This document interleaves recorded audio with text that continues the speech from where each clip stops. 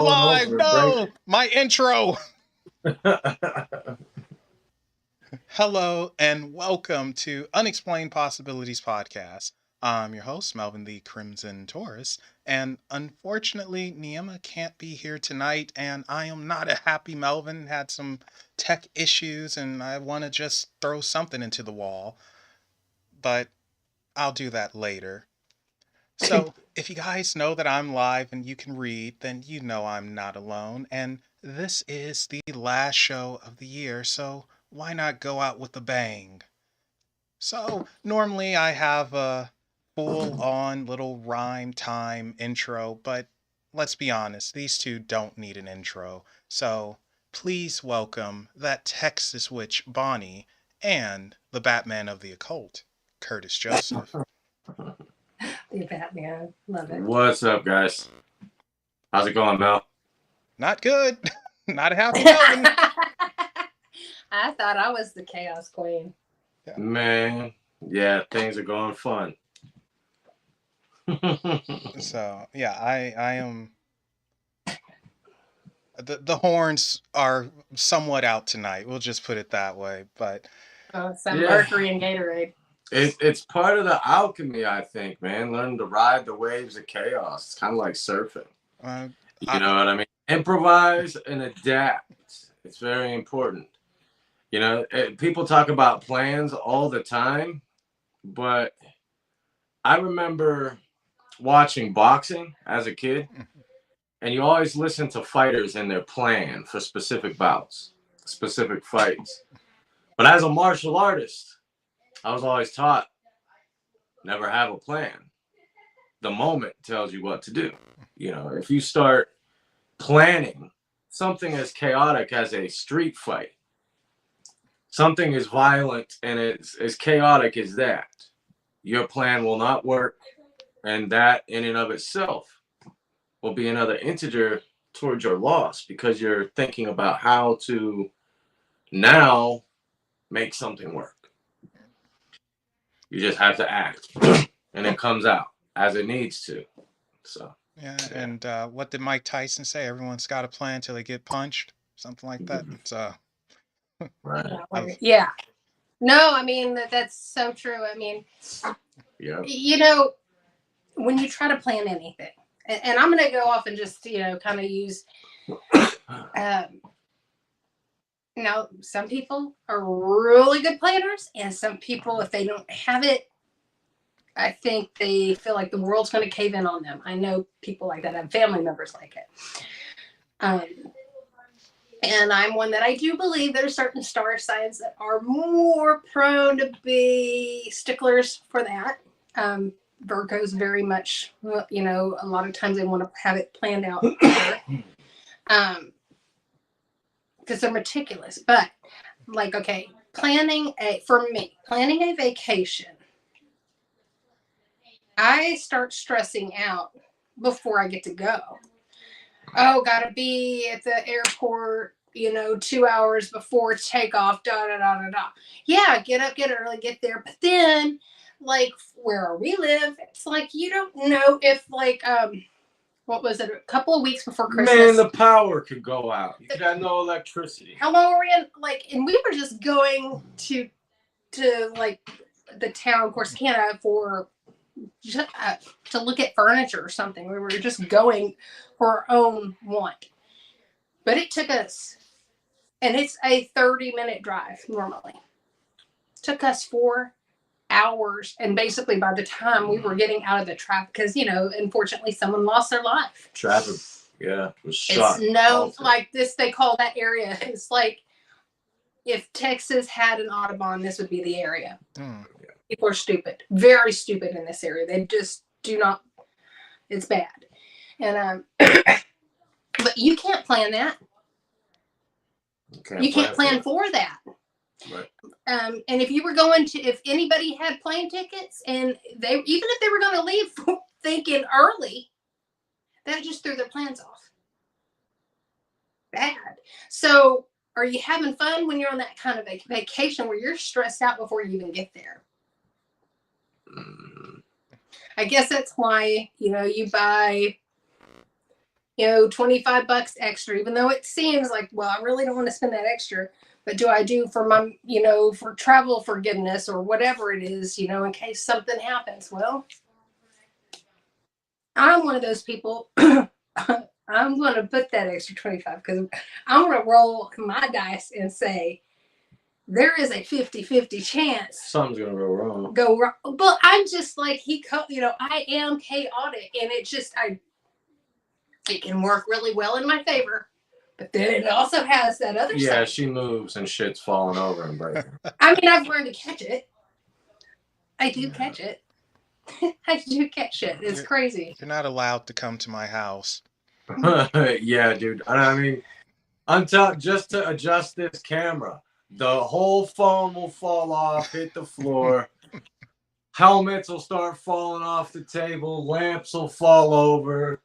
Gemstone spheres will start rolling across the floor. It's really just to do this. It's true. And I'm like, but yeah, so you plan to prepare for that. I know he thinks I was messing with him at first when he first got, really probably got to knowing me. He's probably thinking she is really just trying to see how much it takes to stress me out. I'm like, no, this is 100% authentic. What you see is what you get. Truly a chaos witch. Yes. Yeah. You signed up for it. Yeah, you're not allowed over here. That's not just. If you have breakables. Yeah, I have a lot of old stuff, and I would flip out. So. Oh man, and that's funny because I'm really into like a longhorn bull in a china shop. Yeah.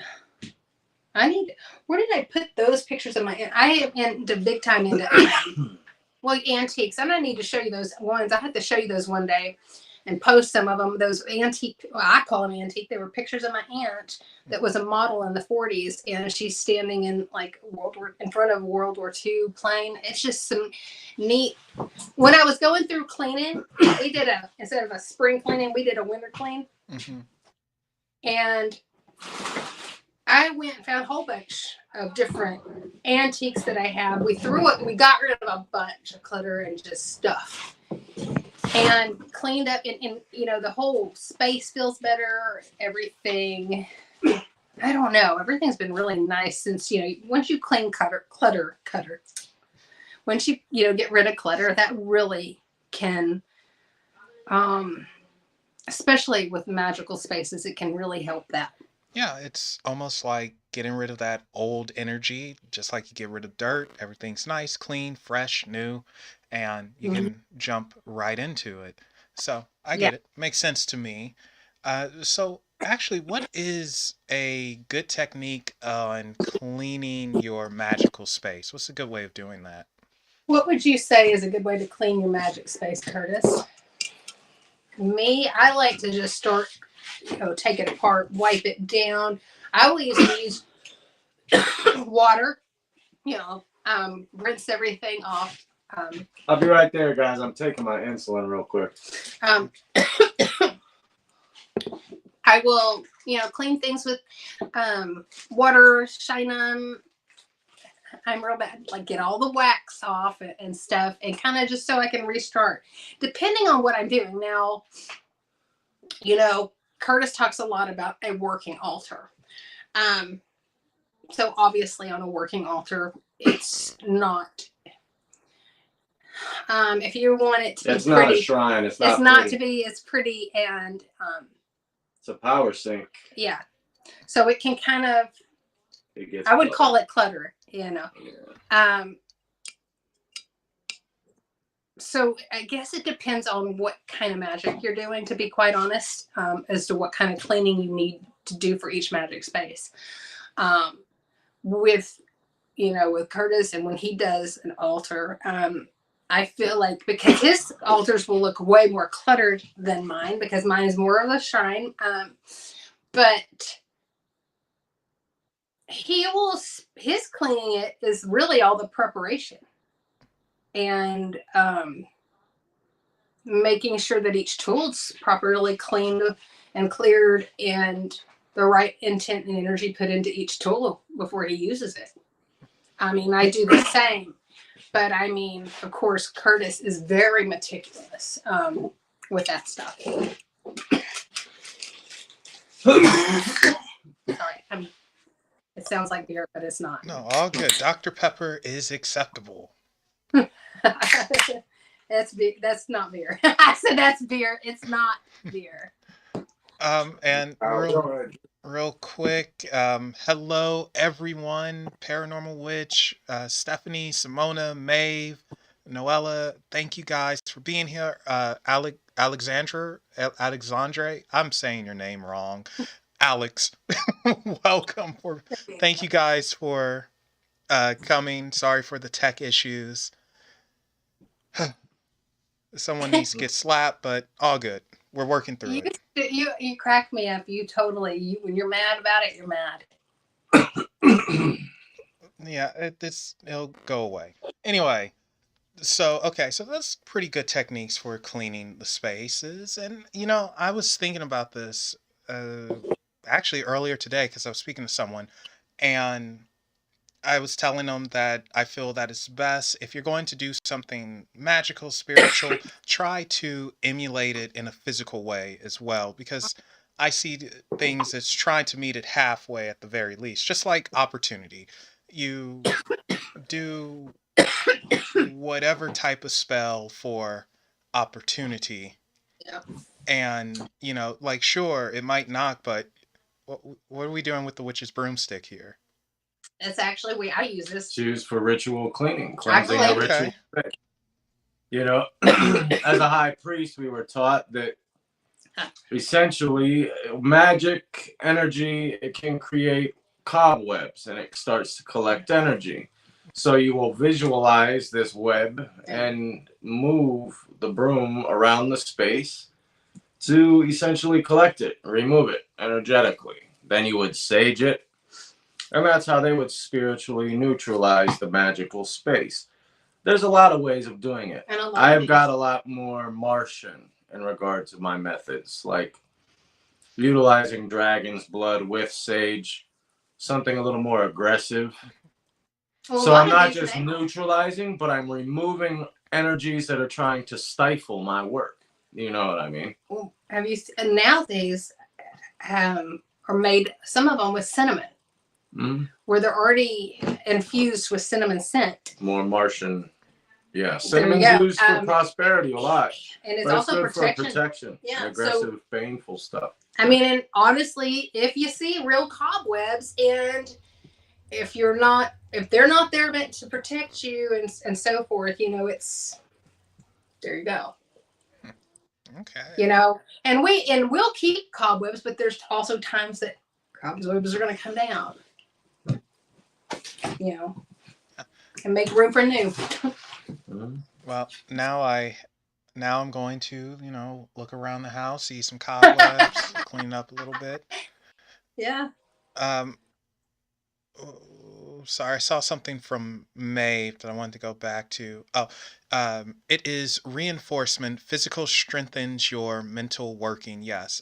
Yeah, that's what I'm sort of getting at, where I think what you do, magical, spiritual, whatever, you don't have to, but I feel it's best if you try to implement it in a physical way to exert that energy, to put some oomph into it.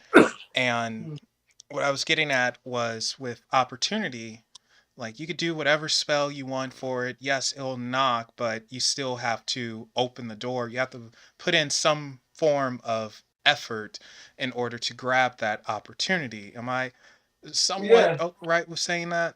No, you're correct. Well, I mean, it's safe to say that you have to. No, don't say you don't have to, because you do. If you want a rite to work, if you want a ritual to work, you have to. There's no doubt about it. You've got to take, because this is what we're doing. We are on an altar. We are actually utilizing symbols of the subconscious mind that relate to specific powers we're trying to manipulate magically. See, you're going to have shit start to fall over. Telling you, man. And so, I don't even know what I was about to say. Chaos. What was I saying? We're going into effort when dealing with magical workings, and Yeah, how you can't. You've got to put forth the physical footwork in the world. You just have to. You have to. I threw him so off. I'm sorry. way to go, Bonnie. Honestly, I think he's learned that with me, definitely he can't plan.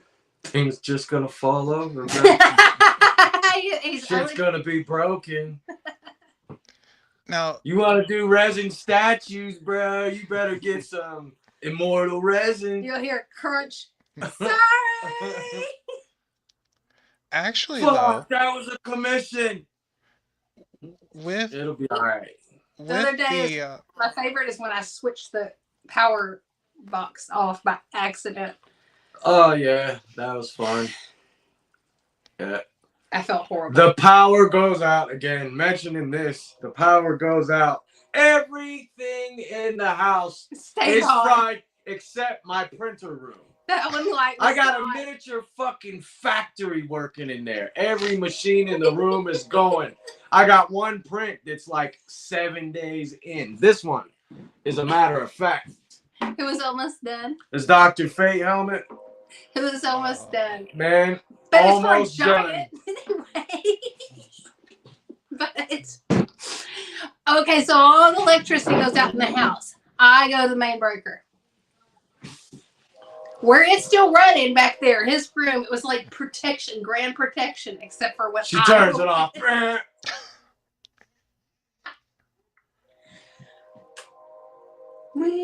I'm like, what the fuck? Really, man? I got all this divine protection set up. Fucking astral Bagua mirrors engraved into the aether. Fucking Chinese dragons swimming in the fucking atmosphere. And you just gotta go click. I'm not. Like I said, you're not allowed here. There's a reason that somebody called me Eris before. It wasn't like a sweet thing. It was like I realized, I'm like, wait. So the name should be what the fuck? With the chaotic energy. With the chaotic energy, okay, so we know mess can go wrong, but has it also caused things to go right? Oh yeah. Yeah. Absolutely. So it's the way chaos works. There's order within all of it. I know what my magical name is. Uh-oh. Uh-oh. Uh-oh. Uh-oh is my magical name now. Uh-oh. I like that. Uh-oh, the way. Yeah. Oh, shit. Trademark. Oh, shit. So, order from chaos. Or do you have to have chaos in order to have order? Well. Or do you need order that then turns to chaos? Can you appreciate it more as chaotic? Without the other. Right? They're synonymous. Yeah. I mean, just really as he is, I am. They're synonymous. They're no different. You know, I've said this before that creation and destruction, they are synonymous. When, okay, here's an example. A spool of plastic. In order for me to create this, I have to destroy the spool of plastic as it exists. Through this process of molding and shaping this one micro fucking layer at a time. So the creation is the destruction. It's one and the same. It's a perfect metaphor, but this is largely metaphorically how all things operate. Chaos is order in the same way. And this is going to make for one excited little boy. He has tried it on. My nephew, 10 years old, fits absolutely perfectly in this. Oh, yeah. So I'm going to have to take some pictures and post of him modeling it for us because this boy has a cool angle. That's for sure. Is that the one who was he a vending machine? You showed me one of those for Halloween. Yeah, he was what is it, the Invisible Man. The Invisible Man. Yeah, that was awesome. That was really good. Oh, that kid. And that's what's funny is those are the things that, like, I think one year a flying monkey, I was telling him, you ought to be a flying monkey because he's just so little, and the kid is fun. He's like an old soul, like literally an old soul for a little kid, Anyway, but yeah, he loved that.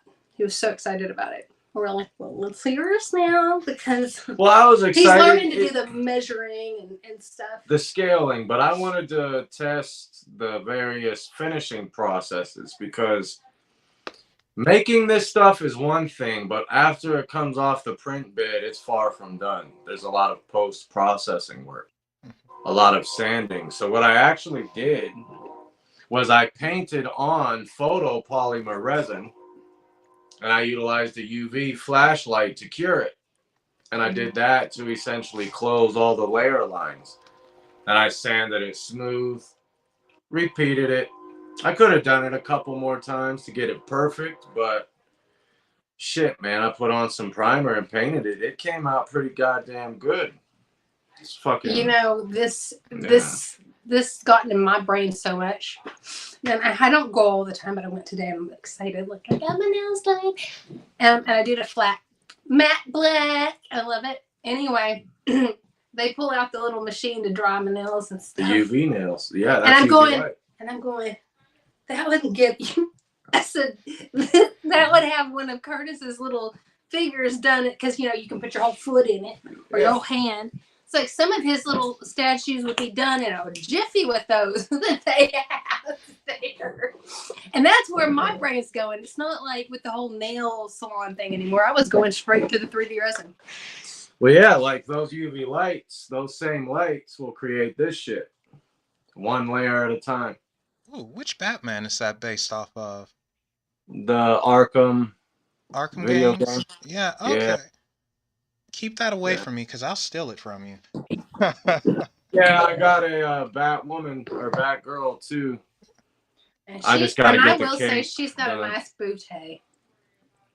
Yeah, I gotta do the cape and the stand for it. Let me see. Hold on, I'm not. Yeah, same resin. But yeah, it's all metaphorical because you're destroying that liquid, the viscosity of that resin, and you're creating something solid. It's interesting to contemplate things this way. Yeah. But yeah. Sort of in a weird way reminds me of the Trimuti, Shiva, Brahma, Vishnu. And, Shiva, yeah, he's supposed to be the Lord of Destruction, but from destruction comes rebirth and such. So can't have one without the other, like you said. Right. And Doll wants me to ask you guys about aliens. And I just saw Bonnie's heart drop. Did you just... So, Doll, you have to be more specific. What do you want me to ask him about aliens? Because this is the end of the year show. It's a bit more casual, loose, and fun. So be specific. And Bonnie, how are you and your fear of aliens coming along, actually? Okay. So whereas before I watched movies and I'm like, oh, my favorite is like watching the Unsolved Mysteries with the alien episodes because those are done creepily, but creepily, very creepy like, and yet kidding on you. Sorry, it's so country. That is like the most country thing to say. Bless your heart. It is what it is. So I watched. I don't know. I'm getting better, I guess. I would say so because I remember there was a time when I would mention E.T. or something, and you just. I still don't like him. Well, not E.T., but you know what I mean. Funny enough, not funnily. What the hell? Funny enough, the other day. So my sister, It don't matter really who I go with, because I like to do it to both my mom and my sister. When they start taking a long time, if I go with them to the store and they start taking a long time, I just start putting random shit in their baskets. Things I want, things I like, some things that make no sense.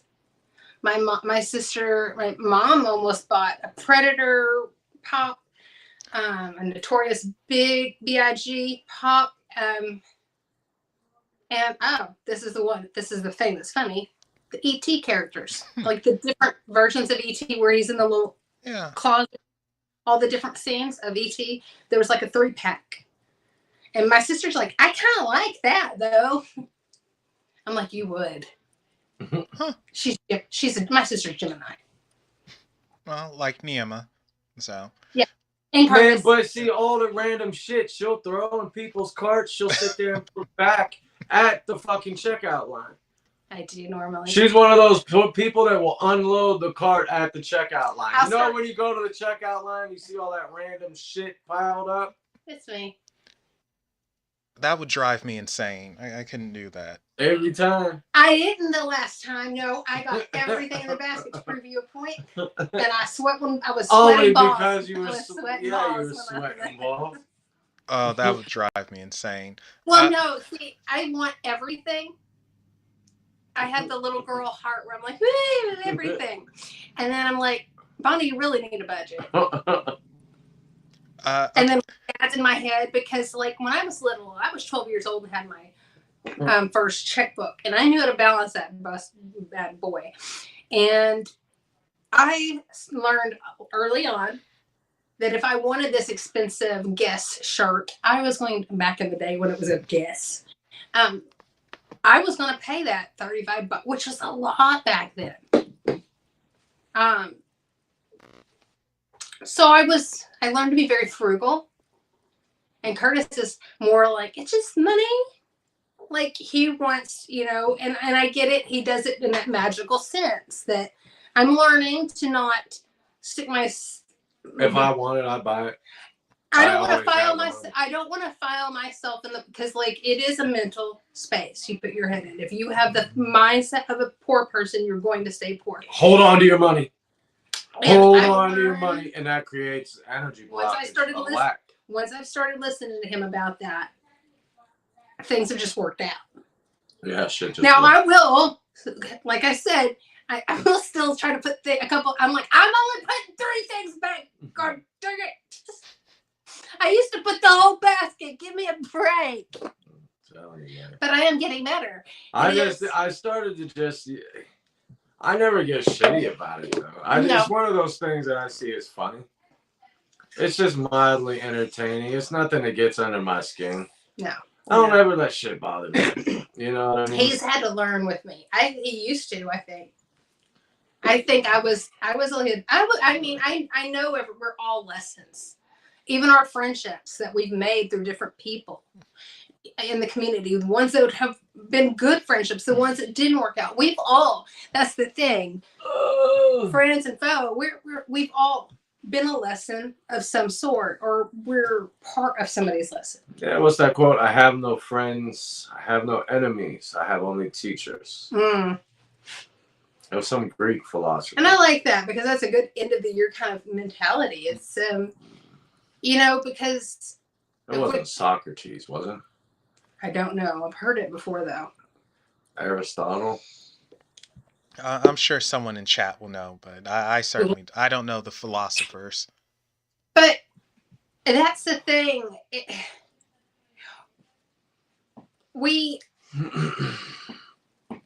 He's taught me a lot about, honestly, in weird ways myself. He's made me grateful for him, grateful for my family, grateful for the things that I have. Excuse me. The last 6 months have been nothing but wonderful. Nothing but. It's like something turned on the faucet, and the things that I've been waiting for, the things that we've been working for magically, energetically, whatever it was, we pulled out and it started going. And let me tell you, like, and I'm talking mental health wise, emotionally, families, healing, things that, and it's like, okay, all the bad shit, I'd do it 100 times over because this has always been the goal. Bring my haters. And it's honestly been about, and this is why I've been so adamant about creating shit. And this is why I always teach my students. You know, those of you who view my channel, you know, I'm always teaching people that they need to be focused on creating, exercising their creative power. You know, you're starting to watch me create. You're starting to create. You know, you did that damn Donald Trump mask, turned it into Gene Simmons. You helped paint a few of these statues. You helped do some of the post-processing. You're seeing some of the shit being made for your family. It's bleeding over into everything, and it starts to permeate your thought process. Because even as an observer of creation, it's hard to have destructive thoughts because you're looking at and perceiving a creative process, you know? And so it begins to transmute the life experience. Yeah. Like attracts like. The inner condition starts to reflect the outer condition. You know, and this is why people, and it's unfortunate, people trapped in these 9-to-5 jobs that they absolutely despise and hate, that starts to be reflected outward into their life as well. They feel enslaved. They feel oppressed. They feel bound to their couch.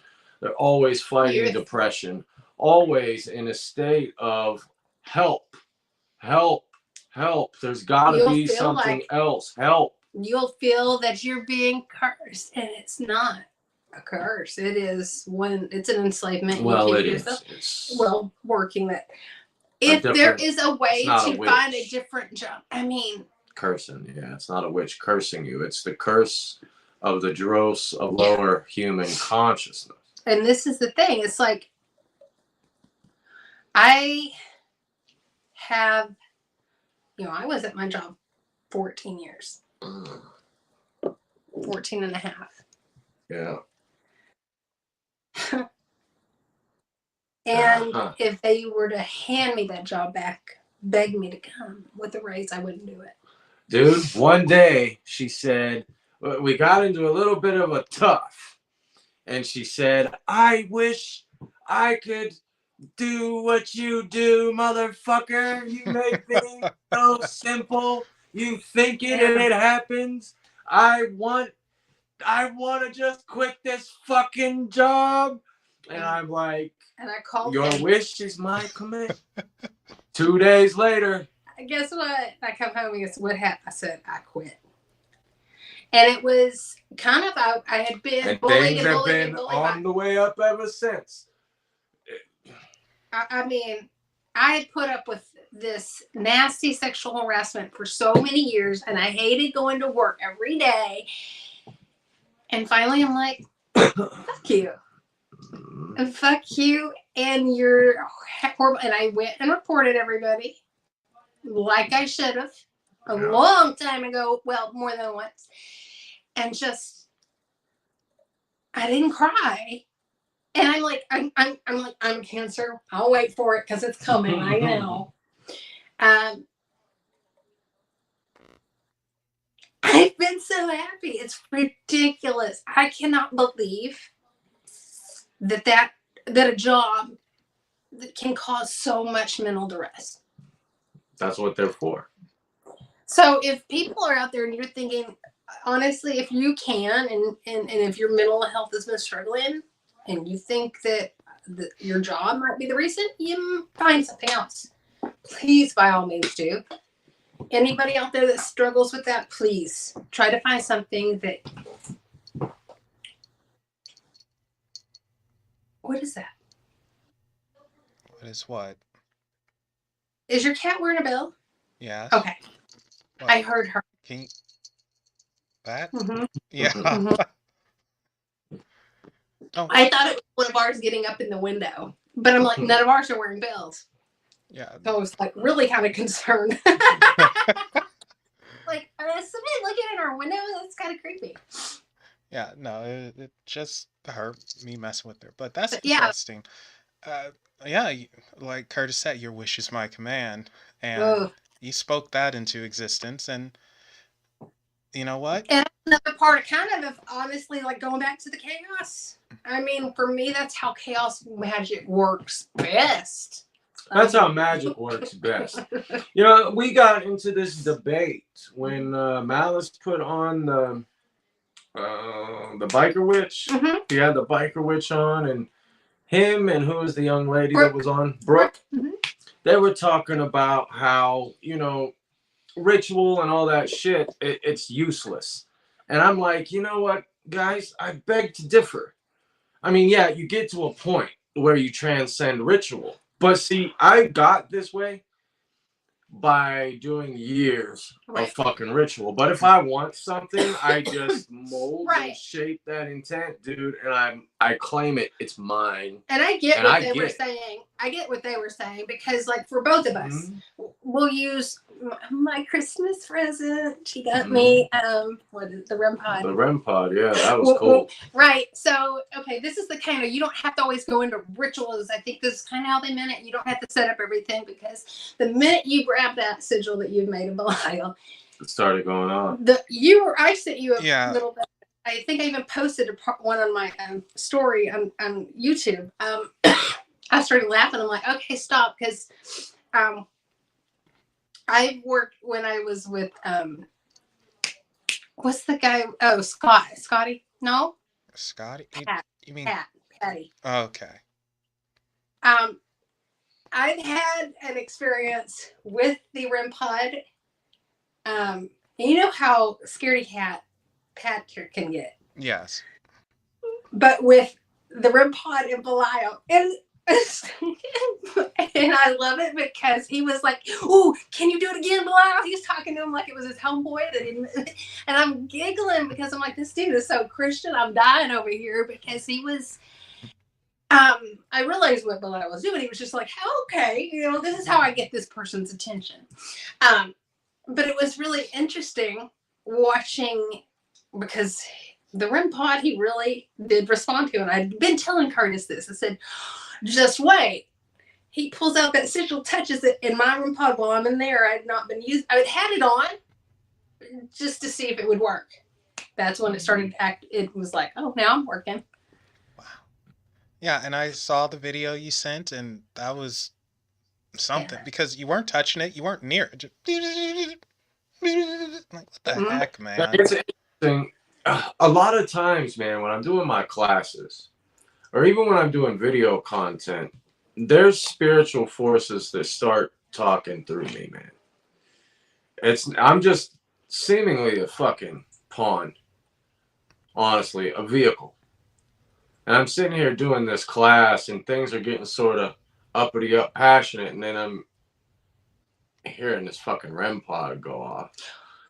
And I'm like, yeah. That's the part of the spirit that I've always been into. You've known this, Mel, is like to prove that, okay, yeah, I've worked with the ghosties.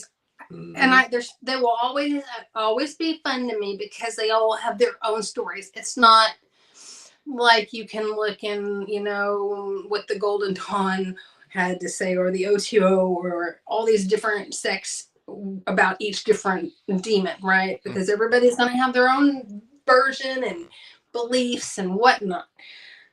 Each human spirit's going to be different. They all have their different stories, right? And they're going to portray them the way they can. So they're neat in their own way, not moving away from that. But I guess that was always kind of my real interest in doing paranormal work. And that's why, you know, I really liked a lot what, you know, live sci-fi was doing at that time, because they weren't just going after your everyday spirits. You know, of course, some of our viewpoints on like, you know, he thought everything was demonic. And I would rather that. I think I would rather that, you know, honestly, because human spirits can be nasty. I prefer that because human conspiracies can be the worst, but not here nor there. But getting, they can work in an intelligent way too, paranormal wise. I've had it a little bit with Asmodeus, a little bit. I've had some with Beelzebub, but I had to be very careful with. I can't really just go to share. I think you've heard and watched the clip that I've had with Beelzebub. Yeah, you have. Okay. I mean, there is no doubt. It was an EVP of straight. Yeah, that's actually what got me more so connected with Raphael because of that, and my curiosity got to me. I was like, "Hey, is this true?" Yes. It's like, oh. Yeah. Yeah. That's not the real story. I'm like, whoa, what are we learning here? Yeah. So I had different experiences that I do feel like we can learn more and learn in almost a very, I'm human. I like, you telling me with words. Kurtis is good at all the pictures and imagery, but I like hearing it in plain, like you see, I'm a pretty chaotic person. Don't give me any kind of room to imagine too much. Yeah. We don't, let's dare, like the cult. If you talk about a grim, dark forest, she's looking at the various chupacabras in that forest and how many wings the demonic flies have, and then she's off down some little fucking imaginary rabbit hole. It's not even fucking relevant. I'm in chaos incarnate. That word. So silly. It's funny. Yeah, but I'm not the one that, so I like very verbatim, I guess, if you can like contact with the demonic, I guess you'd say, spirits. And it's, I guess it's just because it's what I've been able to be good at. Everybody in the occult is going to be different. And if you try to put everybody in one box, why? First of all, do you like the same? I mean, like, I like different flavors. Yeah, but some of the flavors have artificial fucking preservatives. Well, stay away from that. But you have to use that. You know what I mean? And yeah, see, discernment's a thing, because not everything is different for the sake of being different. Sometimes things are different for the sake of being fucking downright malicious and dangerous, if not careless and reckless. Let's not be stupid. You know what I mean? There is a scientific aspect to magic in the occult. So it's important that people understand that you need actual qualifications and you need actual education to do things safely. That's not saying that you have to work under a lodge, right? But learn methods. Learn ways of making shit work. Well, let's be real. We are living in a time period where we have to put a warning label on your hair dryer to not get into this. Eat the Tide Pods. Like, for real, bro? So, yeah, maybe we need a little direction. I can't believe we have to go there. And, it's not even about trying to put occultists in a box, because part of the issue also is occultists trying to get in someone else's fucking box. You know what I mean? And it's funny because the spirits will guide me all the time to people's channels I don't even watch. Yeah. They'll be live. They'll be like, go watch this. I'll be like, why? I don't watch this person. No, go watch it. But they're doing this yoga asana, and like, it looks very distasteful. Just, Kurtis, listen to me. And then they're talking about gilding sigils and shit that I do. And I'm like, okay, I'm just going to not say nothing. But they're getting in my box. Do you? Yeah, Don't a lot. do I mean, Curtis the ones Joseph. that, well, and the thing is, it's like, don't question your own, but like your own gifts, because I feel like honestly, some of the people out there that I will say that I'm not going to say names or anything, but don't second guess yourself, because these people I truly do believe are amazing. Mm-hmm. And I sincerely mean that. So there's no reason, like, because they're okay. There are different. Yeah, there's a lot of teachers for the occult. There are a lot, and I'm not going to say they're all great. They're not. I mean, because you're going to have people. Some of them are poo-poo heads. Some of them are shit. Yeah, for some of them are just shit. But some of them are amazing. No, but I love some of them. Look, some of them do what I do, and it kind of irritates me. I still got love and respect for them. That's why I'm not You're saying going to have dropping. different people are going to learn. Starting drama. Curtis is going to. I mean, Curtis. You're going to learn. You probably learn better from somebody like. I know you do, Mel. I learn better from somebody like Curtis. It's more organized. Whereas a person maybe that is more individual visuals and just hurry, quick, get to the point. I'm your gal. You know what I mean? Not everybody is going to be able to have the wherewithal to listen or to learn. Not everybody's going to learn from Curtis. Not everybody would learn from me. Not everybody would learn from you. That's why there needs to be a Their loss. Their loss. I love him. Just saying. To each their own, bro. Your loss. Your loss. Okay, so 3 things for you. The first is a new show idea, and this is from Stephanie, and this would involve you, Bonnie, and Simona yapping about aliens. So perhaps that will happen in the future, yapping about aliens, that's what I will call it. And Doll has an interesting question here, but Noella, but I'll circle back to that in 1 second. Alex, bye Alex, I know you had to leave, but he suggested, Curtis, that you start making some Beavis and Butthead statues. Ooh. Yeah, I could do that. And Noella, her question is, I just freaking lost it. Okay. Where did it go? Oh, okay. So which demon would you consider what demon resembles an alien the most, in your opinion? There we go. Wow.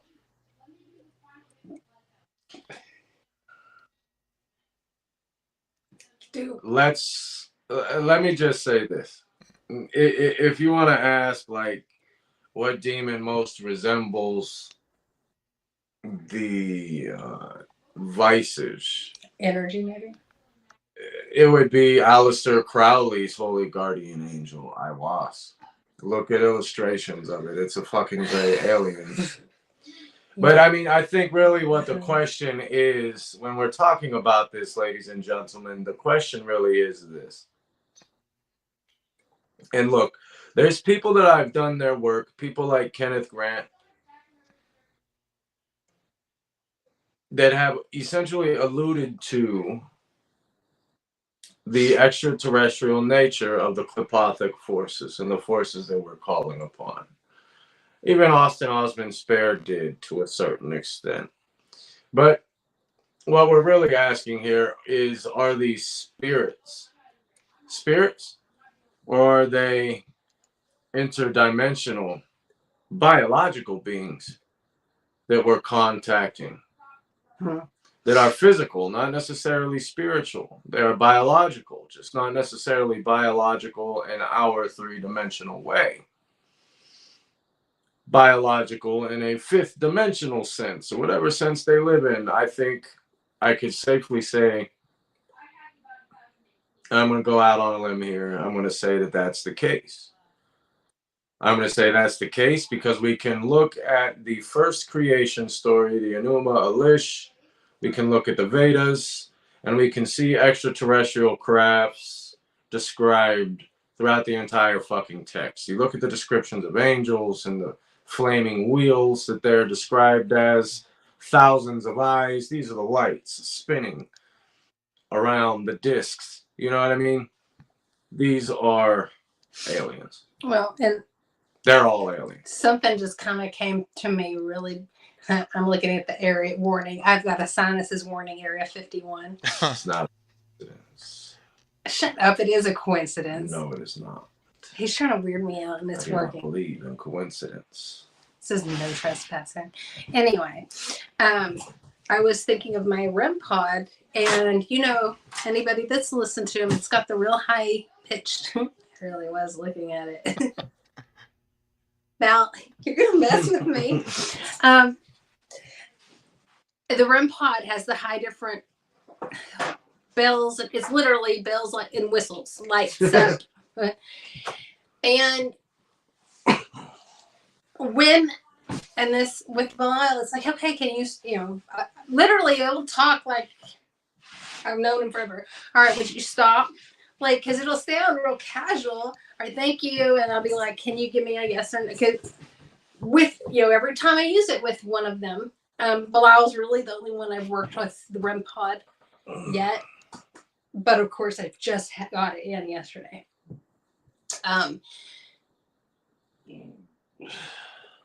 But there's definitely, I guess you'd say, an intelligence where they can give me their 1, 2, blinking light over here for yes and over here for no. I know that when we were at the Hill House, it was going off like crazy. I have my own videos of that, and that was just wow. So yeah, I think they're aliens. I think they all are. Yeah. I feel the Watcher. I do feel like the Watchers too. Yeah, well, by definition, of alien, then yeah, I mean, if we go by the definition, and I think they're all of the above, and it actually reminds me of some stories from Stardust Ranch. I can't think of the person's name, but he said that beings would visit him. They were not extraterrestrial exactly, they were interdimensional, and he sliced some up with the samurai sword or something, and he had blood on it, tissue samples, and he sent it to a lab, and they got some of the results back, and they were baffled by it because it showed a plant like what? Just don't say all that. That is neat. I want to know more. Yeah, it showed like. What's wrong with you? You're like your mom in some ways. I don't want to know, Bonnie. Because you're always complaining about that. I swear. See, this is what I always point out to people. You become what you loathe. Well, it's a dream I remember. Oh, yeah? So you cut Swamp Thing? That's so neat. Yeah. And yeah. Probably not different. It's yeah, the results came back. It was plant-like, and they were baffled by it. And then the other trippy thing is the stuff freaking dissolved. And the person who did the testing, he mysteriously died. Didn't I say something about when we were going through the swamps that I bet a bunch of aliens are out here? Uh-huh. Well, there was that incident in the swamps. I can't think of the guys' names, but they saw something that looked like the Dalek or whatever from Doctor Who. We kept seeing that. What? That light. And we kept thinking, well, that's gotta be. We both saw it at different times. What light? That light over the swamp. And you went, what was that light? And I said, what light? Because I didn't see it this time. Well, clearly it was swamp gas. First, and he didn't see it. It was swamp gas or a weather balloon. Twice? Yes, twice. That's how it works. What does that look like? So yeah, I don't know swamp. So I don't know shit what does about swamp gas look like? Does it go across the? Probably a light. I was joking with you, Bonnie. Don't take what I'm saying seriously. Oh. Good Lord. Don't move too much. You're gonna kick over the table, man. And hello, Ball Rashad. Welcome. And I love this name, Danny Doom. So, Nice. welcome, Danny Doom. Wow. If you're not some sort of secret agent, I am disappointed. But Secret agent man. Dr. Doom. But welcome. I don't believe you guys have been in here before, but thank you for stopping by. Hope you enjoy and remember to subscribe. So, but yeah, it's a lot of interesting things with the ET stuff and them being Well, you had me hoping it was swamp gas now. I mean, sorry, Bonnie. Chances are you're being followed by something, and here's the kicker. If you notice it, it notices you. Oh God! So That's the kicker. yeah, because like that's the thing. Because it was those weird zoomy lights that went, but they were so low. Kind of like those trucks. You ever see those semis that say, if you can't see my mirrors, I can't see you? Yep. So if you can They see did them, seem real low. they're looking at you. Like lower than us even though. Yeah. I remember I was speaking to a person one time, and they told me that the ships. Oh, I hate hearing helicopters fly over my head when I'm talking about this stuff. This is why I don't really talk about the alien things anymore, because I get paranoid. And, hearing a helicopter, and next thing I know, I get a knock on my door. Hey, you. We know you're in there. I don't need that. I know people that really will say that they'll get knocks at their doors. I know two people that it's happened to. One of them, they told him to shut up. He did not shut up. They set him up, and for a year, he would get beat down by people who just show up in a van. His wife took pictures of this. Like, I've seen it. People would show up in a van, just say, come on, it's time, beat them down, and then drive off. See, and I already have things working against me because my dad was in the Army Security Agency. During Vietnam, my dad had higher security than the president. Yeah, and his father, he Black Ops. He went up the ranks to general for Black Op projects. So, there are certain things I just won't talk about. Not on air anyway. So there does seem to be a parallel then. That's creepy as hell. Yeah, be thankful that your dad didn't sell you out. So. Well, obviously, I tease him. I said, it's all because of you, isn't it, Dad? Because he's been tested to make sure he didn't have Agent Orange. Okay, yeah. So, I've seen that. Like, I know I joke about it sometimes, but no, getting a knock on your door, and that's real. But the thing is, they usually tell you to shut up, maybe twice, and then after that, all right, you did it. So. Is it a? Mm-hmm. It can be. So, certain things I just won't talk about. I will hush. Yeah, that's really why I, as an occult teacher, don't really go there. You know what I mean? If people want to connect dots between my spiritual teaching and alien shit, they can look to, like, the Voyagers, Ashiana Dean, shit like that. And you can actually learn a lot about the infernal empire and the angelic celestial forces and their extraterrestrial nature, their hand in world events, and all of that. You know what I mean? But I won't teach it. I won't talk about it. There's certain things people just, you don't need to go there. There's really no need to overcomplicate things. And I think really what matters at the end of the day is that people learn to create a different world. It doesn't matter. The information that these beings are giving us, that's really what's important. Who cares about getting in trouble by any governmental system by talking about the fact that they're ETs and we've got direct contact. Let's just depends teach if they put people. You in county or federal. Let's teach people what the fuck they're having us teach. You know. Depends on which prison system they put you in. If they put you in I heard federal prison is not too bad. Well, who did you hear that from? I can't say. I mean, oh, don't worry, Kurtis. Federal prison isn't too bad. You won't be a pansy in there. How do you?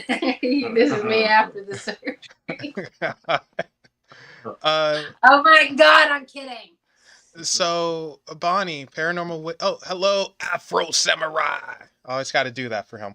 Paranormal Witch has a question for you, Bonnie, and that is, what, if any, are documents or information about shadow people?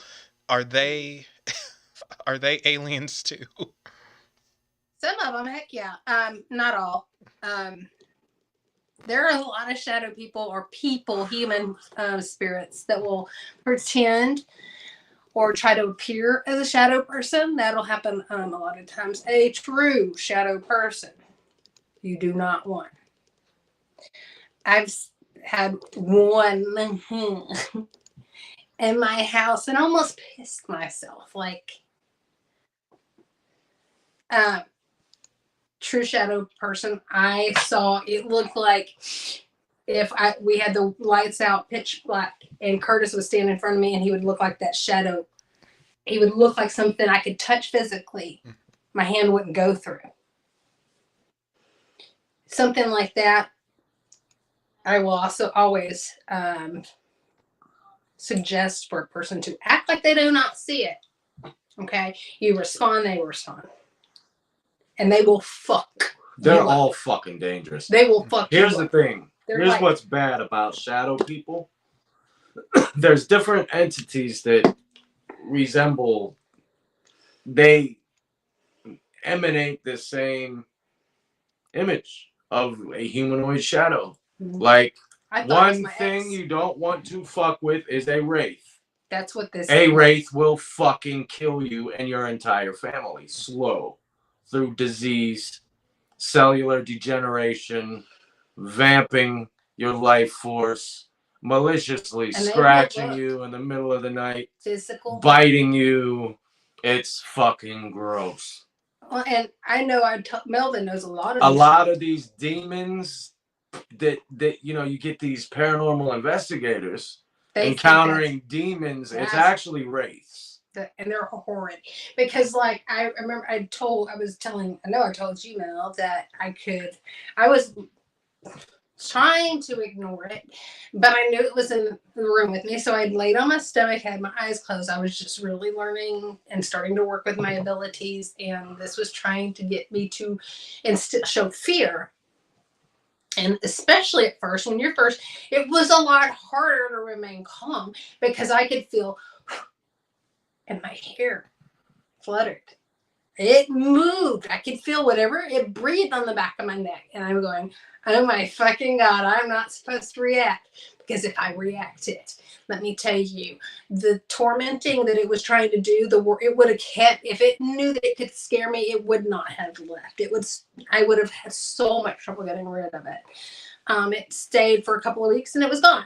Because I didn't feed it what it needed. So it moved on, unfortunately, probably to somebody else. See, I had something interesting happen with a wraith when I was living in Amarillo, Texas. This thing used to come into the fucking room and feed on my altars, I think. Would it stay annoying? I ended up throwing away all of these magical tools. I dumped so much energy into creating, dude. I had this big, beautiful wooden table that I had lacquered black and painted this pentagram on it. A bunch of draconian ritual tools. I got rid of it all. And I put a cot up in there. Just quit magic for a minute. I needed to step back. I'm laying in this little fucking cot because I didn't have a bed put in there yet. And this fucking humanoid fucking figure just comes rising up out of the floor. It's like 7, fucking 8 foot tall, and it's looking where my altar was. It's like, and then it looks down at me. Bro, I responded. I jumped the fuck up like, come on, nigga. What? I'm sitting there trying, I know, like, what are you going to do? Hit this thing? And it's like dissipating, you know, it's before I jumped that's up. That's not even what I wanted, yeah. Before I jumped up, it started to dissipate, and I felt it start to energetically drop down on me, and that's when I jumped up, man. I'm starting. Well, I'm wondering also, though, sitting there shadow boxing, like, whoa. But it seemed to be entertained. Question is, I'm wondering, did you have any, okay, how were your tools working for you at the time that it was feeding off of your tools? I'm curious, just because that's, here goes my paranormal thought process. Now I got questions to ask you when we get back. Stop! You're going to knock it over. I haven't knocked it down yet. But, now see, when I had all that, now, I actually have one of those videos on my YouTube too. Now, this was not the shadow entity, but it was all during that same time. And it's a clip. It's a security. That's my security camera, and it caught one. And you've seen that. Now that, and this is how this is how this can work. That one's not that dangerous, dude. No. I walk right through it. Well, because it's pretty much gone. It's just an empty. This is what this is. That is a person that is a living person that I had dated years ago. And he had gotten really angry at me because his free source of, person that would, he could sponge off of was gone. I told him to fuck up, and he was angry. And I wasn't answering the phone calls. I wasn't answering the harassment or all his friends messaging me and such. I was ignoring it, blocking everybody. And because he couldn't, and I think that this can be like with some narcissists, I think that people like this will kind of have this ability. It's almost like poltergeist type energy where they can be so angry that they can almost cause a physical manifestation to mess with you. In fact, because I got somebody else to read that for myself, because when it's in my own home, I have to take myself out of the equation. It's kind of like, a lot of times a mechanic's not going to fix their own car. Mm-hmm. Same thing. For me, the way I look at it, I don't like Melvin or somebody else will read my cards for me, because we can project our eye for me, like it, because, and it might be that chaos energy of me, that I put that energy into the cards. I really truly believe I can, because I'm thinking it so hard. Look, I'm going to pull all the bad cards, and there it happens. Now, I wish I could do that when it comes to, I'm going to get a blackjack. No, because my mind's working the opposite way. And I feel like if I could teach it to think so positive, I think it might work. But it's really hard. And I don't know why it is for us. I mean, I know you've had the same problem, Melvin, of being positive, even when things are going good. Yeah. It's like, I'm going to win that lottery, and like really believe it. If I could believe it enough, would I up my odds? Well, it's not going to hurt to try. It seems like it will work the opposite way for sure, usually. Like if you're going to, I'm going to have bad luck, when I go to work today, lo and behold there. Well, I'm going to start trying to do the opposite and see if that works. Well, what I've been doing, and this is thanks to Kurtis, and I told you guys, is every night for every day so far, and I'm going to continue doing it. I've been saying I am worthy of, whatever it may be, love, money, etc., etc. And since doing that, since starting, I feel much better about myself. And little things have, come to me. Doors are cracking, we'll say. And I remember that first night, it was weird, man, because it was like a freaking chain broke or something. It was, I remember visualizing a gate and like it felt like something just broke. And it's like, oh, okay, well, this is different. And yeah, That's crazy. I have to, oh, what? I haven't got, and I mentioned I haven't. Well, I've said things to him, but never really mentioned it. And I know I haven't told you, but since I quit my job, my dreams are back. Oh, wow! Congrats. And I feel a little more. And I had told like Kurtis today. I told him I said I'm getting a little nervous because a lot of these feel more prophetic. Mm. I hope I didn't stop dreaming all that time only to have it come back, but with my mother's gift. That because I always said her gift's a burden. I don't know. Wow. No. You said it's a gift, so call it a gift. It will not be a burden. It's a blessing. Okay. And you're gonna see the lotto numbers. You're right. You're right. I have to go back to the shadow people for a moment because you reminded me of a story that happened to Benny. And this was in Mexico, and he was with one of his girlfriends and driving. He had to drive back to the village, he was telling me. And to get there, you have to cross the forest. It's a long drive. And the girl's in the car with him. He had a Jeep, and they're cruising. It's nighttime. And he's looking in the rearview mirror, and he sees this black figure, this weird black figure with some type of form, and it's chasing after the Jeep. And he told me he was going about 30 at the time, and he's like, he didn't know what that was. And it freaked him out. He floored. He's like, all right, let's see if you can keep up with some American V8. And, and it kept up. That's terrifying. It kept up. Once he was out of the forest, that's when it stopped. He didn't know what that was. Animalistic. I don't know why, but sometimes makes me feel like it was an animal, like almost like a hell type hound, which would be weird. But yeah. Do you have any feeling? No. Man, there's so much out there that we are closed off to. Oh. I mean, truth be told, Melvin, this is one of the reasons why I've been getting into this superhero thing, creating these costumes and shit, studying them, because you get into like the different powers in their lore. Like one thing I like about Daredevil is the fact that he's blind, but because of that, he's got a different kind of sight.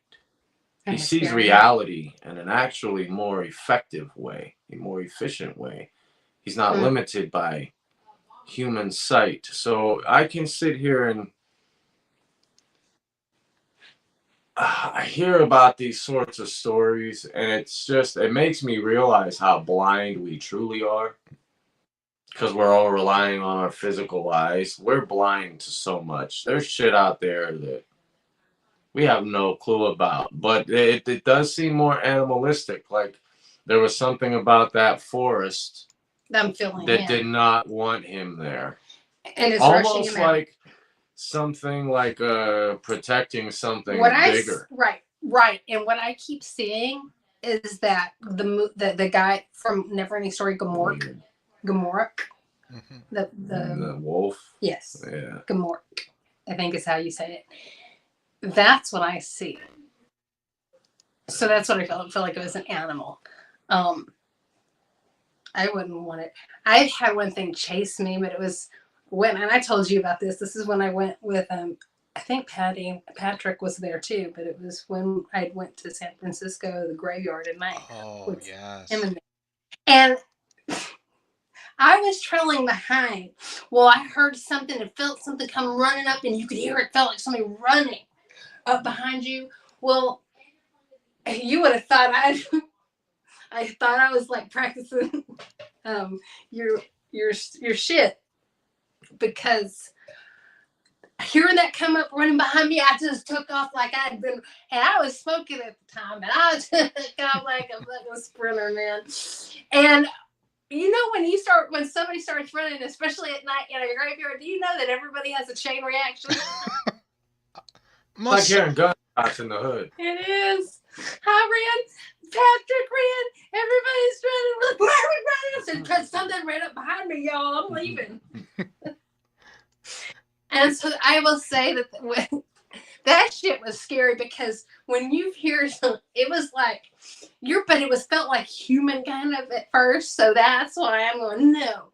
But see, that's what's crazy, is you just never know. And this is how a lot of the Aramanian, a lot of the divs would manifest in the physical plane that way. Like I've had Melvin, I've had so many very dark experiences with that work. There was a time where this humanoid thing manifested, and I swear it was the Druge, one of the Druge. It was like a nymph, though. It was only about 5 foot tall. But this thing manifested in front of my ritual room. The door was closed. Now, I'm sitting in a leather couch watching this thing just fucking appear. It disappears, and then it's like, what's the word I'm looking for? Vaulting on the wall.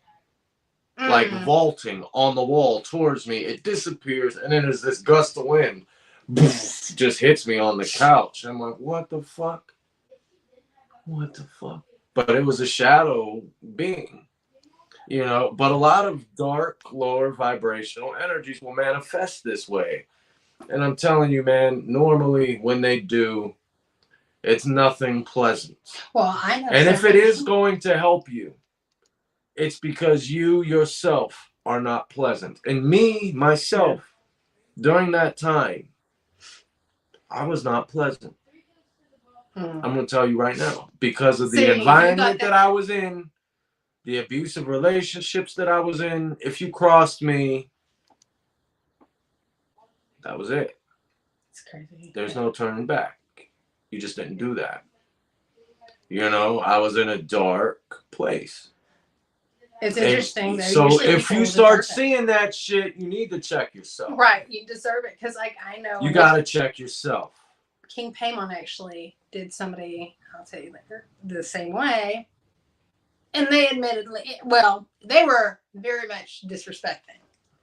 You don't, not that one. I'm not the one. Mm-hmm. King Paimon, like, is very kind. That is, it's like one of those, okay, don't mistake my kindness for weakness. Like English royalty kind of shit. Don't. But at the same time. Boom, and he came up at him like that. But even worse, and they showed themselves almost like the jackal or something from 13 Ghosts. Like the actual way they got up in the face. Done. Done. But so yeah, like some of these you know, that is scary. But that's where we got to on that one. On Benny's, tell Benny to be nice and never go in that forest again. Well, this was a couple of years ago now, and he didn't like going through there to begin with. So, but that's the only way. Worth it. Well, no girls worth it. To be fair, that was the only way to get back to the village, and it's a necessity. But is it near Guatemala or something? I don't know. I want to get from the suicide forest in Japan. He's in Michoacan. Okay, I haven't.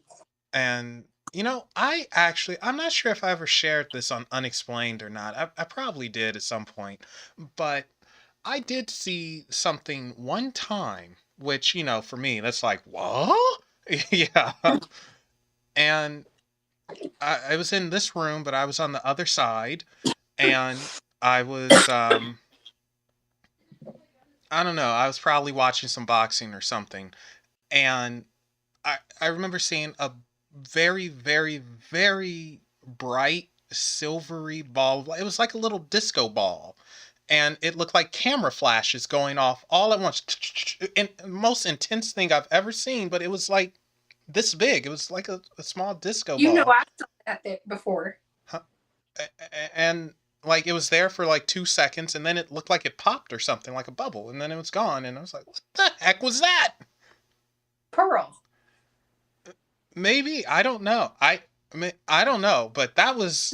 Don't you remember what I saw? It was very similar. Yeah, well, I thought you said it was more like a Christmas tree, though. And funnily enough, it was around this time that you actually saw that. Now that I think about it, Well, no, I said it was like glitter in the air. I could have sworn you said it was something like a Christmas tree. No. All right, glitter in the air. So yeah, but it was like you saw Pearl. I saw something. I don't know what. But I am impressed because you saw what I saw. Yeah, and I really believe you did. Yeah. Yeah, it was. And you didn't never tell me that. Oh well, first for everything. Noella has a question for you, and she's asking, can you explain spirits that mimic your loved ones? Oh. They're okay. And this is where demonic. Okay. And this is what I think, okay, the Christianity gets demonics mixed up. Okay. There are things out there, and I'm not talking about Asmodeus, King Payman, Belial. Sometimes they're a nasty, foul person that was living. Sometimes it is an energy that I don't know. It could be archonic parasite. Yeah. Okay. Alien. This is what we are.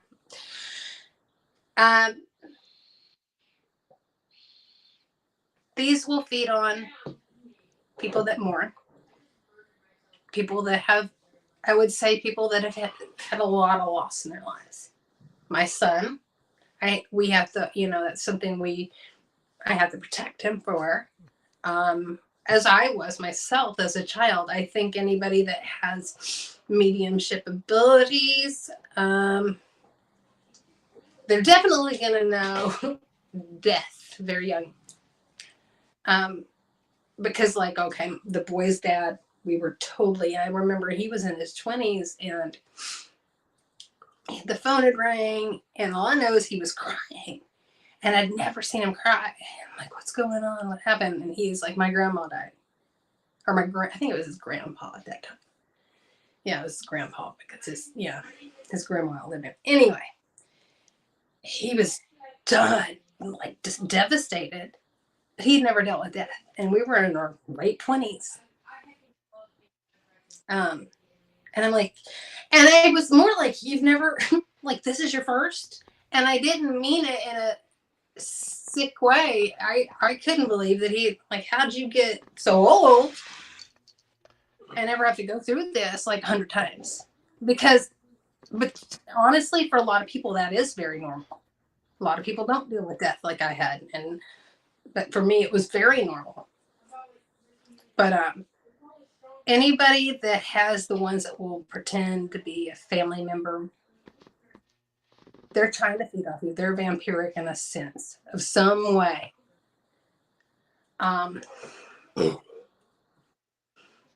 Always go straight for the questions that only a family member would know.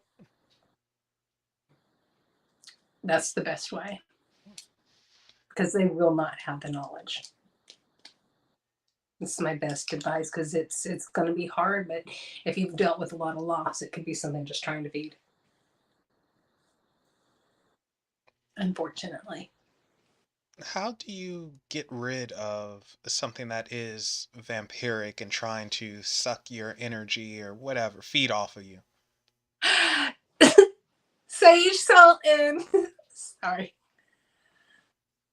Sorry, I'm trying to play like I'm the last frontier medium. I just can't do it with a straight face. Unfortunately, vampire, that's not really going to work. Look, guys. It's a lot of homework. That's why I think if it's experience with spiritual warfare. You got to know how to go to spiritual war. You got to be healthy. You got to be moving. You got to eat healthy food. You got to be in shape or you are going to be something's food. You got to be able to fucking hold your own in the world physically. You got to have some fire in your belly in the world. You got to have some gumption. You got to be able to establish boundaries in the world. You got to be able to have the empathy to understand when someone's taking advantage of you and say, stop. It's my personal space. No. When you can do that shit physically, you're more capable of doing it spiritually. Just like we were talking about earlier when Melvin brought up the fact that we have to really emulate what we want spiritually in this physical world in practical ways. Same thing. You know what I mean? Because look, sage is not going to remove vampiric tendrils. You got to know how to do cord cutting. You got to be able to understand and perceive those tendrils. You have to be able to, through your will, desire, belief, and intention, cut that shit off and say, my power is mine, and take it back. And you take it back through your action in the world. And that's not really something that I can tell you how to do. It's not something that I can teach. Everybody's going to have different ways. Like, okay, right. My best friend, Stin, there's two different ways, and one way is I'm one that I like the scissor method, and I'll even have scissors that I'll cut the air, and I'll stab at the air, and I will envision, because sometimes I feel like it's this big thick slab of meat that will be attaching my heart chakra to somebody else's that's trying to mess with me. What you look for? My knife. Over there. Over here. They're over there on the other end. Here. I'll get it. Why do we both get up? Oh, because shit's always moving around. No, I knew where it was. But yeah, something like this. This is a martial arts training tool. It could be turned into something very powerful. But the Filipino martial arts has something called Carenza. It's essentially shadow boxing with a blade. You know what I mean? Like, she's talking about using scissors. And just I can fluidly just cut shit. Right? And imagine cutting these dark cords. And it is literally what works best for you, where you can feel. Trapping, cutting, and releasing all of this negative energy. And I can focus on my breathing, generating my own ki, my own prana, right? And just trance out, go into this meditation in motion, and just get lost. I would suggest, really, you bringing this up makes me, I would suggest everybody, maybe make it, I think I'm going to do this as my resolution. I'm going to learn either Qigong or Tai Chi. A lot of mediums will do, but Qigong, I think, might be better for me because of my energy, that instead of catching everything, I can throw my energy balls. You learn Tai Chi and Qigong. And it is because I did not realize how physical it could be until I had somebody wake me straight up in a dead sleep from throwing energy at me. Jumped up, and I'm like, what the fuck did you just do? It scared the ever-living fool out of me. But it was like, and I woke up. Oh. Didn't see that coming. He went. He did like a little kid look. So it's funny that you mentioned the cutting the cord and everything, because I was speaking to someone today and I mentioned that. And I think it goes beyond just getting rid of entities that you don't need around you, but also things that you're holding on to that you need to let go from your past or whatnot. And what I do is I actually visualize ribbons. I see ribbons attached to different things, and I envision a sword. Just that's how I get rid Your of shit's only hang on by ribbons. Not mine. Mine's be all bungee ropes and shit. It's interesting, man. Like, there's different ways of perceiving entities. Like for me, honestly, within Black Magic of Ahriman, I bring up peering into Drugaskan, which is one method that I use. But there's this grid technique that I employ as well, and it's where essentially I see only the etheric energy that makes the room. I take down the physicality and I see the astral energy, and I put up a grid. And within this grid, you'll see beings hanging out. It'll be like blobs of energy. And you hone in on those various squares where this blobs of energy seems to be. And then it takes form. It starts to take shape. And then it starts to interact with you, usually in very unpleasant ways. Because negative shit's normally the kind of shit that wants to hang out. You know. In the shadows. Yeah, but like there's times where I'll fear negative energies or feel negative energies in the room, and that grade goes up. You know, like I was walking past Christopher's room earlier. There was something sitting in his fucking game chair, and he wasn't in the room. I know it, you know. You see things. Yeah, and I will, and I don't know. He's always been very protected, and I do believe it's because of his bloodline. I do. He is, and I think he's even mentioned his past lives. So I don't know if he was in the same Native American tribe then, but he's talked about being Native American before, and it was really interesting. He's always said some things that's like kind of weirding me out, and that's for me. That's coming from me, kiddo. But which is crazy. And he didn't get the other day. We were actually at the most haunted hotel in New Orleans, or supposedly, that's the only time he's ever mentioned. Yeah. He is. I feel something weird in this room. We didn't even tell him. We didn't even tell him it was haunted, right? Or it was supposed to be haunted. And after he said that, the fire alarm went beep and stopped. Nope. No. It did. It was so crazy. And he was like, he said, I'm not scared, guys. Like we had done it to mess with him. And we're like, oh, we didn't do that. It's not supposed to do that. Yeah, nope. Yeah. Forget that. And it was so funny. He had his first, I guess that would be considered his first experience. Yep.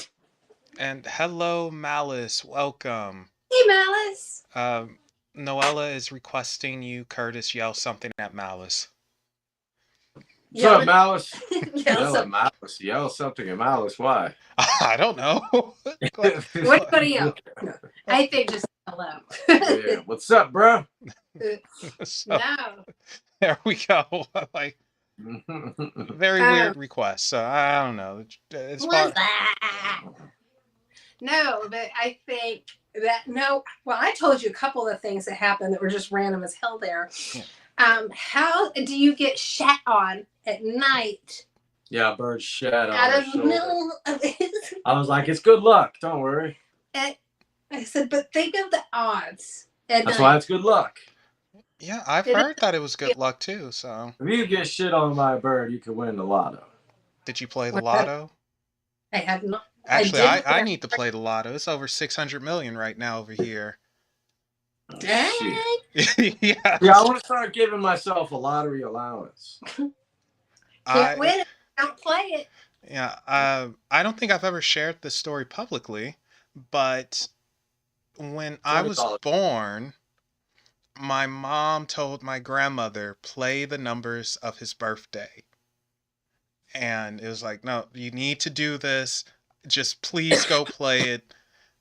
My grandmother told my grandfather, who did not play it, and the numbers came up. No. Are you kidding? No, I'm not kidding. Why would I just say no? I'm not kidding. I'm serious. That's sad. That is sad. Yeah. I want to go cry now. That is so fucking sad, dude. Oh my god. That's heartbreaking. Where are you going? Oh. Don't do shit. Okay, no, take that.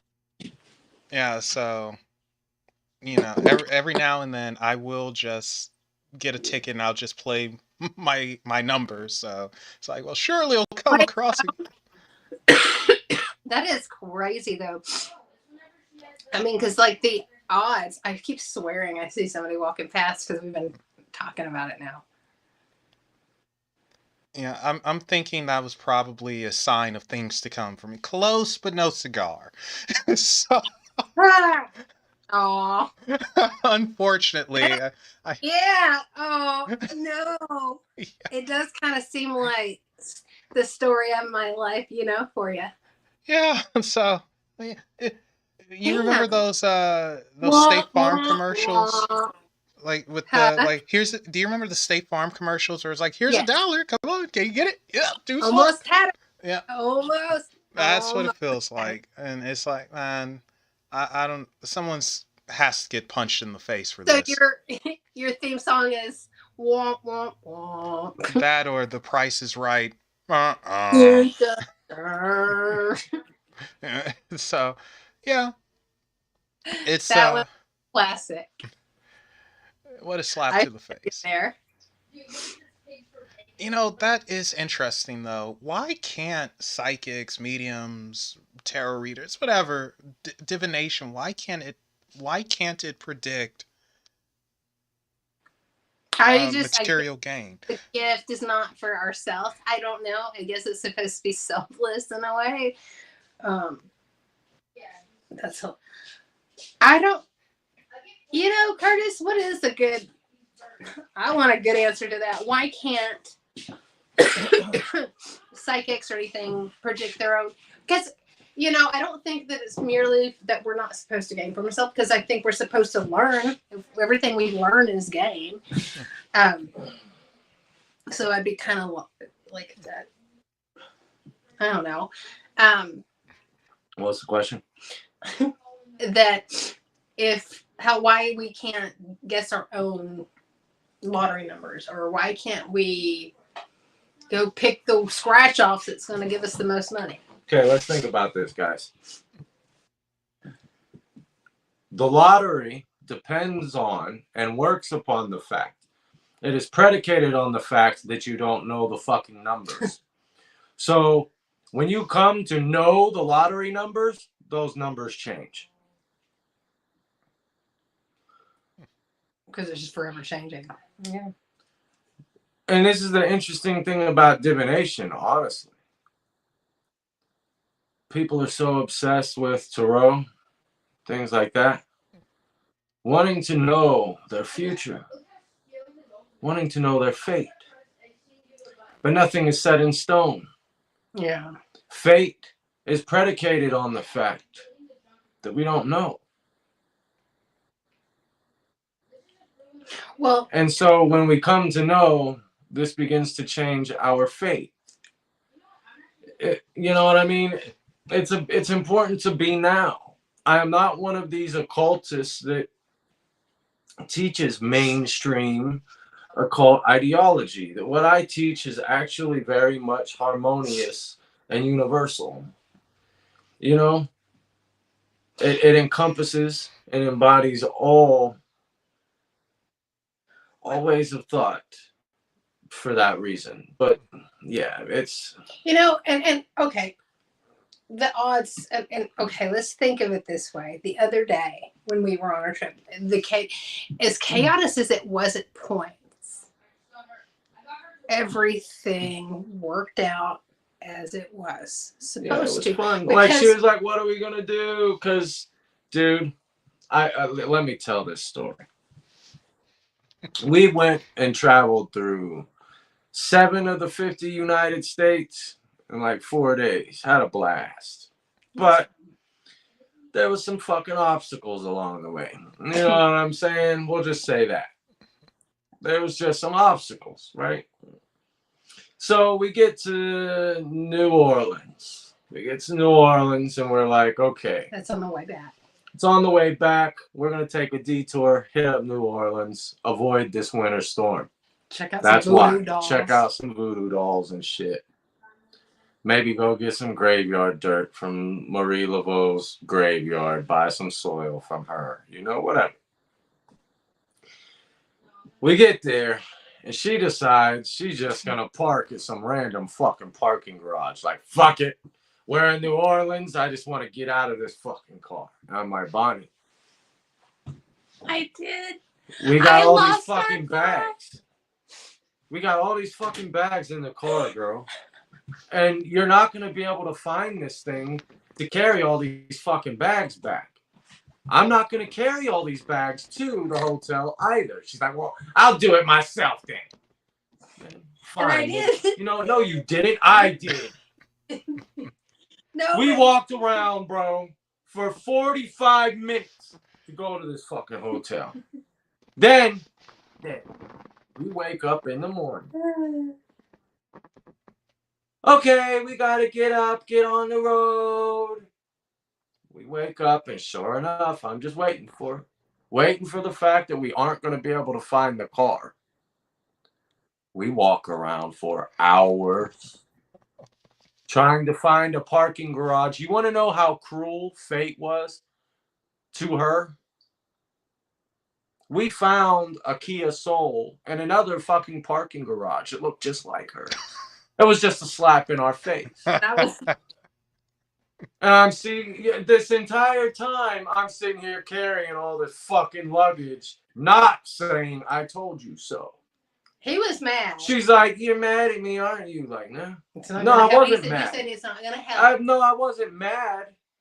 But I get tired of being. I get so tired of being told I'm always right. And when I'm about to just start saying, look, I'm always right, you just need to listen. Because if you listen, we aren't gonna have to do this. You know, I was fucking like not saying I told you so. You were nice, but I had every right. Also, what did we miss going back home? A huge ass wreck. Fucking yeah. My chaos is part of the thing that protects us. As fucked up as it is. Oh yeah, the chaos is the order. The order is the chaos. It saved our lives very much likely. Because there were ambulances coming all around us. It was bad. Paranormal Witch wants to know, just out of curiosity, how many bags did you have to carry? I had it really well. 5. It was 4. I can tell you how many. Christopher had a rolly cart. We had a rolly cart. There was another small I bag. had my backpack. That's my purse. Your makeup. And then we had the makeup bag. The makeup bag. Yes, and it was on the rolly cart. I put and it's not a makeup. It's like one of those little utility bags. So we had 3 plus my bag, 4 bags. But my backpack was my purse. He never carried my purse. And Christopher carried his. Wait, Christopher carried the purse? What? His bag. Oh, he had okay. So but it was a big suitcase. It was one of the big ones. Yeah. It was a big one. And it was not, and then the legs, of course, as it would, the wheel stops wanting to roll. It had been rolling perfect. So it was just irritating to him because he wanted to say, I wish he would have just said he told me so that I didn't, because he was punishing me by not telling me so because he was making him more mad. He just wants, I told you so. And he when he says it by not saying it, he's still saying it. It's not that. I get so mad at the whole fucking point of adulting. Like, why? No, I'm not going to. For what? He knows how much. Because when I am more responsible, I get told I'm wrong. So, you know what? Fuck that noise. I'm just going to start clowning. My life is always fun. Right. Well, and that's what we did. No, I fixed it. It's got 20. I still got plenty. Okay. No, we called my mom, and my mom was Bonnie, and he's laughing. Yes, she did. And my mom starts, Bonnie. She goes, she tells him, Kurtis, I'm so sorry. She's just like this.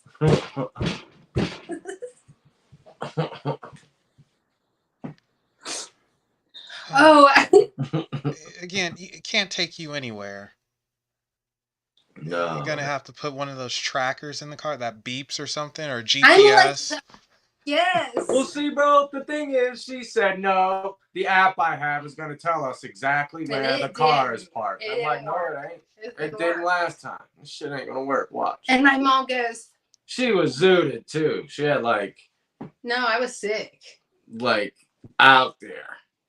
Just wanting to go fucking lay down. But I was sick. The thing is, and I get it. Gut.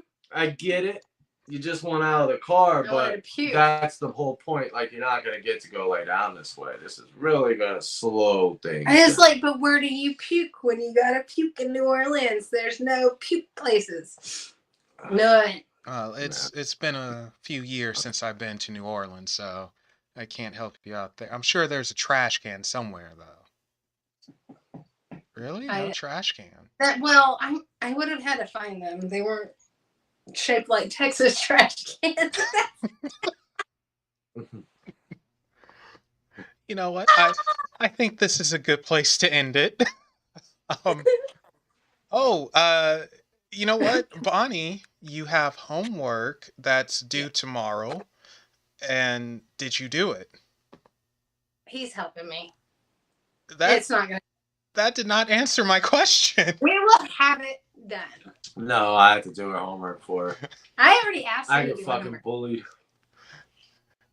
I gotta do it. I'm telling you, man. I said it nicely. I asked you nicely, would you? And he's not gonna tell me no. I'm not bullying you.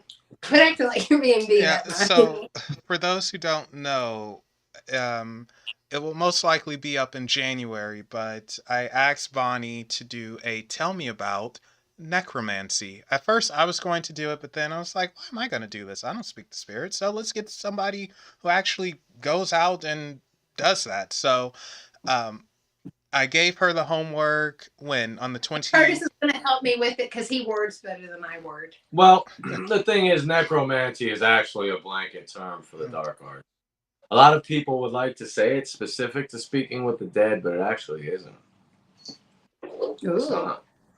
The Goetia, the Book of the Howling, it comes from the howling supposedly heard during evocative rites. So Melinda is more right than she realizes actually on one thing. Yeah. But I really think she only thinks it because it sounds more darker and scarier. I truly don't think she understands. Well, terms evolve. The words change, through time. So, you guys, you have that to look forward to.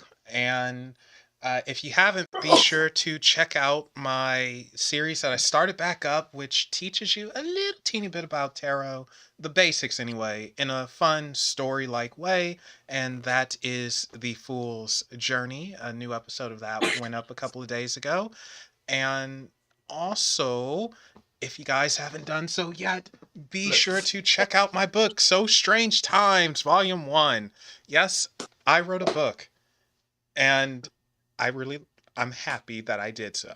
The art's by Jurian Broken 13, and if you have bought it and read it and you liked it or you disliked it, be sure to leave a rating on Amazon, and that is where it's available. So, Bonnie, Kurtis, do you guys have any upcoming things? No, just the Tell Me About It. I'm planning to get more into my tarot this coming year. Well, I am working on upscaling my statues. I've got 2 that I want to do. I'm doing them big. I got a big ass fucking Lilith and a big ass Beam that I'm trying to do.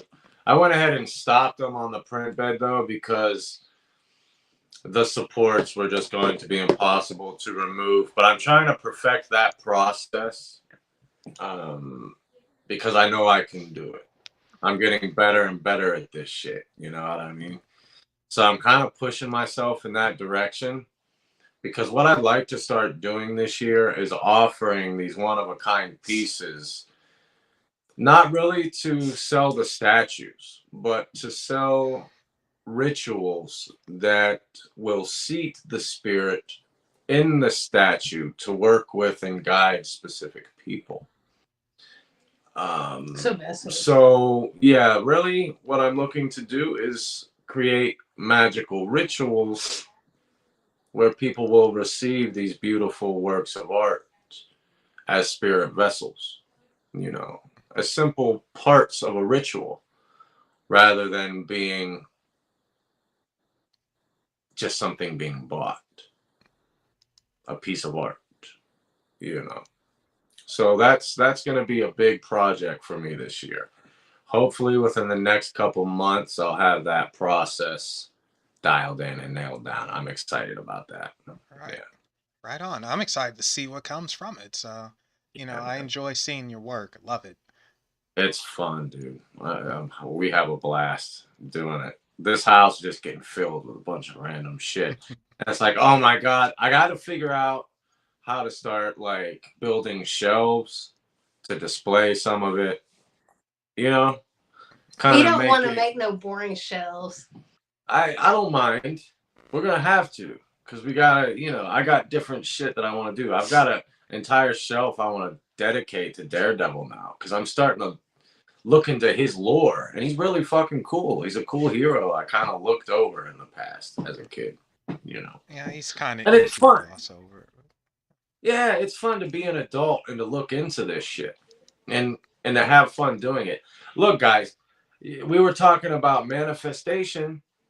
I forgot all about wanting to do this as a kid. I wanted to create statues and costumes as a kid. Watching Michael Keaton, Batman, 1989, that suit fascinated me. I wanted to know how they made it.